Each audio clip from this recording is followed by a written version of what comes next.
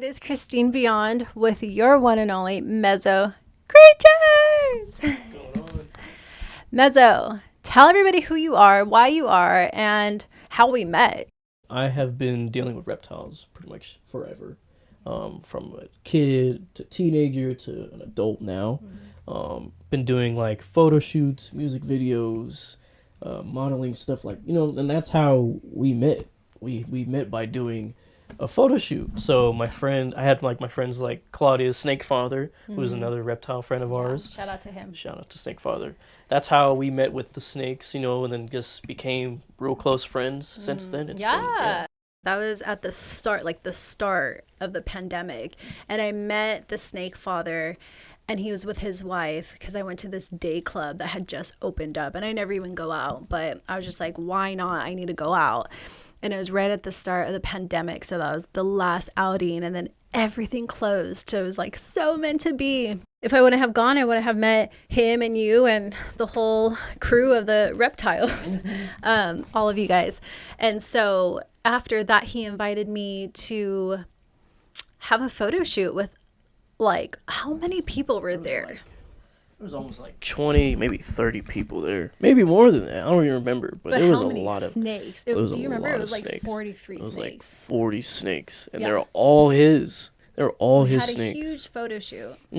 Yeah. It was pretty wild. And I was starting to get to know Claudius as a friend and getting to know the whole ordeal of how they do the whole industry thing with the reptiles. That's something I never knew. I was just keeping reptiles as pets and because I just love them so much. But now it's like it opened up a whole new doorway of how I'm keeping animals and knowing that you could do pretty much anything with these animals. So it's pretty cool. What was your first animal?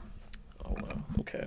I had so many first animals, but You're like, I I had so many, but like, but meaning like all at once. But like all at once, I had a lot of animals as a kid growing up. But I want to say my very, very first reptile was a chameleon, and I was only but like maybe those ones, right? These ones. Yeah, these little weird little hands. They're super slow. They're like the sloths of the reptile world. Yeah. They're so cool. And if anyone who doesn't know what a chameleon is, it is a lizard that lives in a tropical setting. They camouflage to their environments. They have a long tongue that shoots out almost halfway of their body. Like that. Like that. Like that. But they're such unique reptiles. But I had a chameleon when I was at least, I don't know, like 4 or 5 years old. I didn't know anything about keeping pets. He was like, this is the answer. Yeah. Okay, I'm not gonna go. No, you're good. You're good. But literally, I want to say my first real pet that I kept, the first reptile I kept was a leopard gecko. His name was Henry. I don't know why, but I like the name Henry. Henry just kind of just clicked to me. I had Henry since I was like maybe 10 years old. And then he like sparked up my interest or my love for reptiles. I went to this reptile shop that was down the street from my house. I used to live in Redondo. There's this really cool reptile shop, and I was obsessed with everything that they had. They had reptiles, fish, guinea pigs, rabbits, and stuff. But it like really made me feel like, dang, I really want more animals. I want more of these things. They're just so cool. I had geckos, I had bearded dragons, and I had finally got my first snake. Has your mom been accepting towards you with all these animals? Were you always like, Mom, could I get a tarantula? Were you always like, Mom, could I get a snake? Like, how was that with your mom and your whole family, your brothers and everybody? Oh, it was impossible. It was a no for everything. It was a no. See how inspiring that alone is. Like, it was all a no, and you still did it, and you still do it, and they just had to accept you no matter what. Do it, guys. Do it. Even with all the no's around you. Like, that is inspiring right there. Anyways, go on. Literally, I was sneaking animals in the house. No one knew what I had in there. So it was kind of funny and risky. But I snuck in snakes, lizards, and then I snuck in a tarantula, my first tarantula that I kept for years.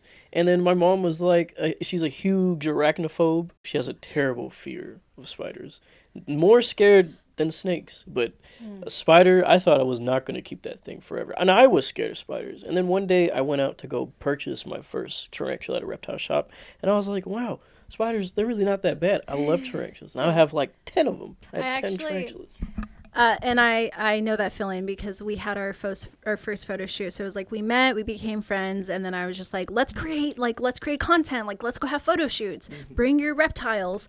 And like our first photo shoot, do you remember? It was in Monrovia at that hiking place, and like you brought that tarantula, and I'm like no for spiders too. And so I was just like, okay, I'm about to like carry a tarantula, like what am I doing? And it was such a beautiful experience. Like it just felt so good to have its heavy what legs. I always thought spiders were cool, even though I was afraid of them. Yeah. But really getting a chance to like hold one, it's like they're super light and they're super delicate. It's a weird feeling, and they're just So different. beautiful. You know, they're And really just, cool like, carrying little it, animals. it's like it feels good. Tarantulas, they want nothing to do with you. They literally spend most of their lives hiding in burrows, waiting for food to come by and eat. So Go back if you into see the one, burrow. don't really freak out. You know, don't freak out. They don't want nothing to do with us. They are the smallest animal in the animal kingdom. Everything is out to eat a tarantula. Oh, wow. So tarantulas, they're not really that scary to me anymore. There are tarantulas that do bite. Some can't, like anything, like I always say, anything with a mouth bites. Yeah. They do have fangs. Yeah. They are venomous, but the tarantulas are the least dangerous because Okay. they're not as their venom is not as potent as other animals. So even if it were to bite you, it would hurt. They got big fangs, but you know it's not the end of the world. You won't get that sick, guys. Awesome. Thank you for sharing. So yes, eventually your family, your mom had to just give in and accept it because that's just what it is. You're not going to stop. This is what your passion is. You're diving deeper into it. Was basically the answer, right? Basically. Yeah. Awesome. Thank you for sharing. So how do you see the balance between the hobby and conservation efforts? And also what type of animals have been saved or preserved? That's a good question. So I would say us as reptile keepers in the hobby, we have saved lots of animals in the industry. There have been animals, say like, for an example, the Eastern indigo. You remember Anubis. He was the Eastern indigo that I used to keep. I thought of him even before you said Really? and I forgot what he was. Yeah. Cool snake. He was the coolest snake ever in the world. Any of you who don't know what an Eastern indigo is, they are a large, like huge, not that big as like a python, but they're a large, jet black snake.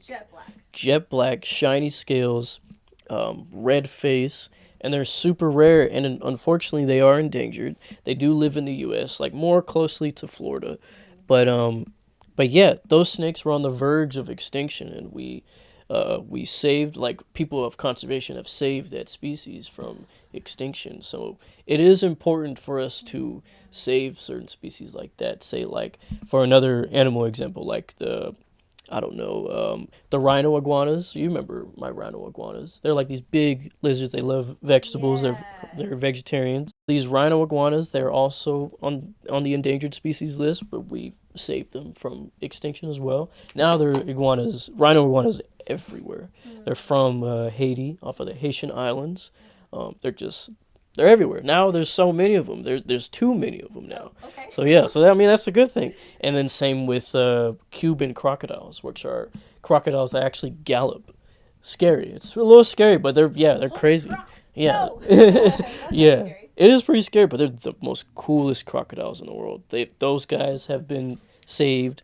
So yeah, they're the coolest animals around. I love crocodilians. People say I'm crazy. I'm sorry, but I like animals that can kill people. That can kill you. But I mean, that's what I like, you know. I love all animals, but I figured the most fun animals to work with are the ones that are dangerous, you know. As crazy as that sounds, How do they but kill people? they grab you, they pull you underwater. They do this thing called the death roll, where they roll and bite onto their prey, and they rip it apart. Since they don't chew, they swallow things whole. So they rip up chunks of meat. They pretty much take you apart. So if you got into a death roll into the jaws of a crocodile, like that's it. You know, you're done. But They're cool. They're really cool animals. They're like one of the most ancient reptiles on Earth. They've survived the dinosaur times. They're related to dinosaurs. They're just cool animals. They're just yeah. I just love crocodiles. Next question. Where do you see the future of reptile keeping in the next 5 to 10 years? Man. Well, I see that we as keepers, we we are slowly evolving our keeping capabilities. Um, we used to kind of go back to how people were keeping animals, like in smaller enclosures, which weren't the best things. And even when I first started out, I thought like, oh, okay, put them in a little cage, they're good. Feed them, give them water, they're fine. But now it's excuse me, now we've learned that there are so many things that we need to do as keepers to keeping reptiles. Our enclosures are getting bigger. Information that we find out is new. We get to see how these animals actually live in the wild. Going there in person, seeing it. I've never seen them in the wild. Like certain reptiles, my favorite reptiles to see in the wild, which I would love to do one day. But yeah, like for example, like reticulated pythons. Reticulate, retics. Retics, they are the longest snake in the world, and they're one of the coolest snakes. But they're also big enough, and they're very dangerous animals. And I don't recommend them to everybody. That's a snake that I don't recommend lots of people to keep. They get too big for lots of people. Not everybody can house a 20-foot snake. So I see ourselves giving these animals larger enclosures, uh, feeding them better, giving them more enrichment. Yeah, I can just see that in a whole like new way. I see a lot of the new generation is coming in and seeing what's right, what's wrong, what we don't Actually need. Yeah, caring rather than as just for like a business. yeah, as a Actually caring for the animal.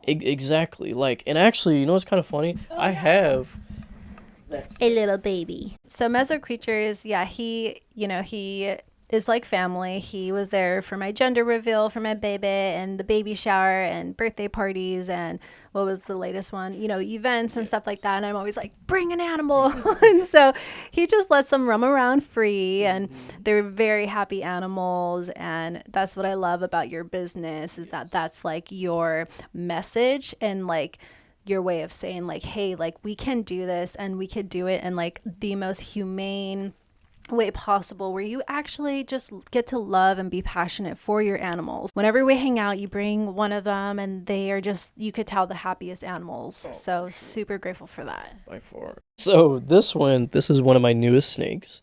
This is a baby reticulated python. So he's a really cool snake. He gets jet black, and he's what you called a golden child pied. So the golden child, you can see the dark colors here. He's right now he's a little brown, but when he gets about 14 feet long, he's gonna turn jet black. And they call it a pied because you see he has a little white belly. That white is gonna start coming in soon when the older he gets, and he has this little white tip tail on the end. But he's one of my favorite pythons. I love this snake so much, and I have bigger snakes than this right now, but it's a really special animal. But see how cute and tiny he is. He's not going to be cute and tiny like that forever. This is a big animal. He is the longest snake. They are the largest snakes in the world. Like some people say, like in the wild, they've seen snakes that grow up to 25, almost 30 feet. This snake was documented. Should we be afraid of snakes? And hold on, let me just fix this lighting. They're pretty dangerous if you don't know what you're doing.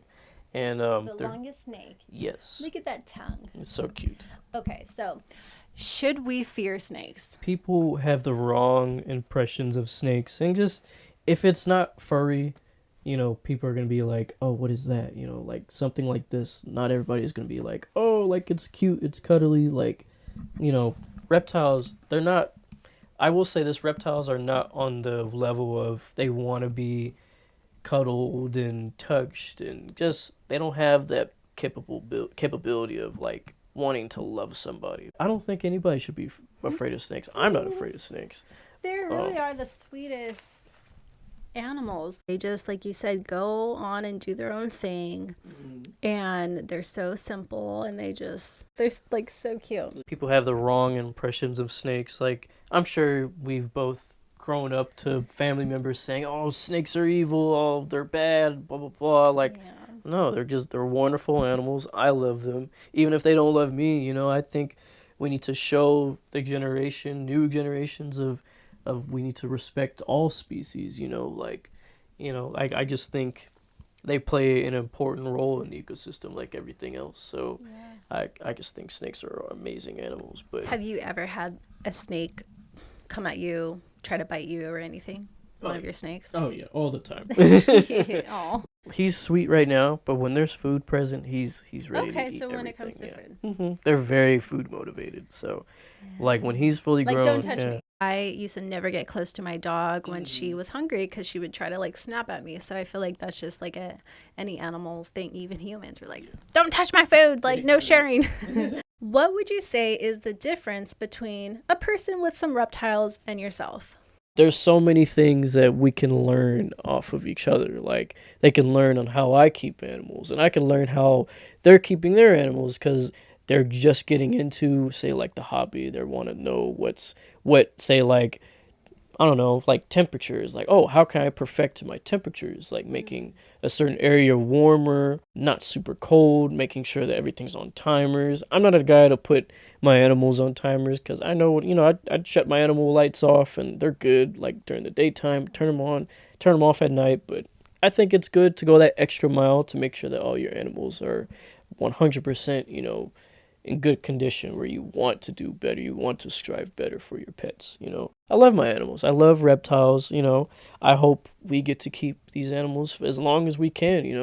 As long as we don't take them out of the wild, if we're, breeding them in captivity and doing what we need to do, we just strive better, just evolve as the community as it should. I always feel that energy when I'm around your crew, one of friends of your, reptile friends, is like you all feed off of each other. You're all curious to know, how you can make it better, and you all share so deeply. And I just love so much how you and your crew of friends who have reptiles really just keep each other engaged with knowledge and sharing how you do it that way and how they do it that way. Your animals and your friends' animals are kept so well, are happy, are warm, are cared for.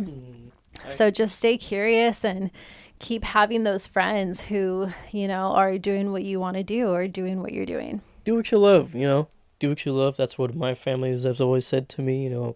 Do what makes you happy. Me, it's animals. We all need to come together and, you know, brainstorm off of each other's ideas and just kind of, work together. Do you have a favorite reptile species and why? What is it? Monitor lizards. And yeah, I did say that earlier. The monitor lizards, they're the biggest lizard in the world. We're trying to untangle this guy. Yeah. They're super cool, super smart, very intelligent. They look like modern day dinosaurs. They come in so many colors. Monitors come from Australia, Africa, Southeast Asia. I keep a lot of the Asian water monitors that are the biggest ones. They come in so many different colors and localities, meaning from different islands where they come from, little pockets of islands. But they're cool. They just look and scream prehistoric to me. So they're different. That not a lot of people work with them. I mean, well, most people who keep reptiles, they love monitor lizards, but not everybody can keep them. I want to perfect and make them, where you walk into their enclosure, it's a big cage, big water feature, and it's just, they interact with you, they're smart. Even as little babies, they're very intelligent little animals, they're very cute. And of course, crocodiles. I love you, crocodiles. We need to do better as keepers, making them, oh, look, she's like getting all tangled in your chain there.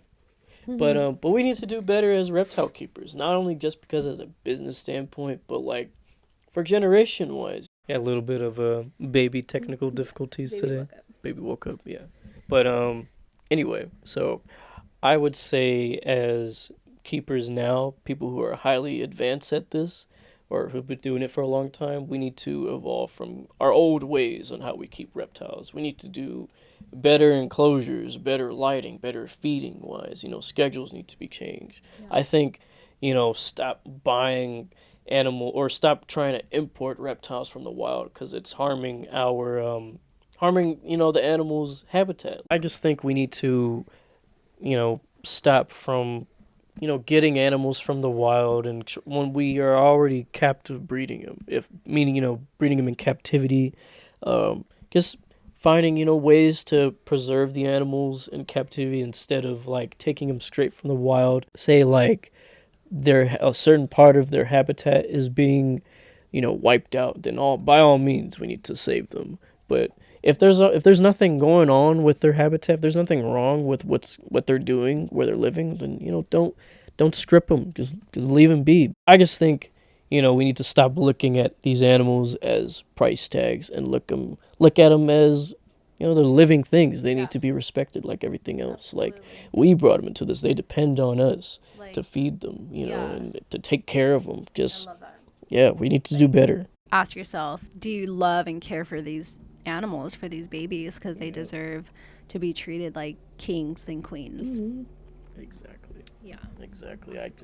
I just think that a lot of people in the hobby they've lost sight of that where snakes like these are like, for example, they're put in horrible conditions and people are like, oh, they don't get that big, they only stay like 10 feet long, and or say like, oh yeah, I can handle a snake that gets 20 feet, and then once they do get to that, they don't know how to handle it, and then it gets mistreated, it gets neglected and sick, and then or sometimes you have a snake that's like super aggressive and dangerous, and we don't want that. We don't want people to bring in these kind of animals, and ruins the reputation of them, and now it ruins it for everybody else, and now we can't keep these snakes because it like accidentally killed somebody, or it accidentally it killed because it escaped somewhere in someone's backyard. Is there anything else you want to share with the world before we end this video? I know we covered so much. I'm so happy we finally got to do this video. It's just like we've been wanting to create something, and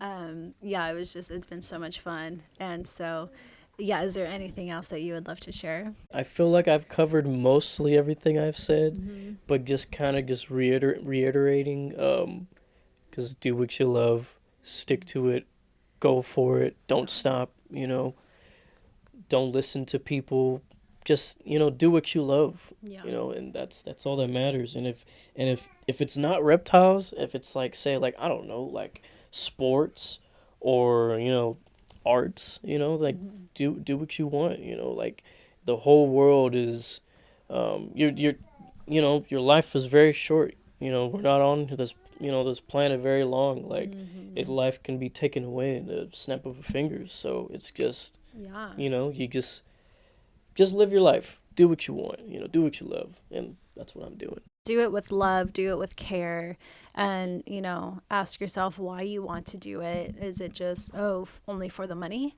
There has to be compassion in there in what you want to do. It's just good karma, man, when you are doing it for the right reasons. Oh, where could people find you? I know you're on TikTok now. Yes, Give I'm them on everything. TikTok. My TikTok is mezzo_creatures97. Hopefully you guys can find that. I'm still kind of new. Yeah, should put it on the bottom. Yeah. But my Instagram is mezzo.creatures. Yeah. So be sure to find me on there. I make all kinds of animal content videos. I do it all. I love it. So yeah. Hope you guys could follow him. He is awesome. He also works at birthday parties. If you need him for anything, message him. He's your go-to guy. So thank you so much, and we'll see you next video. See you guys. Bye.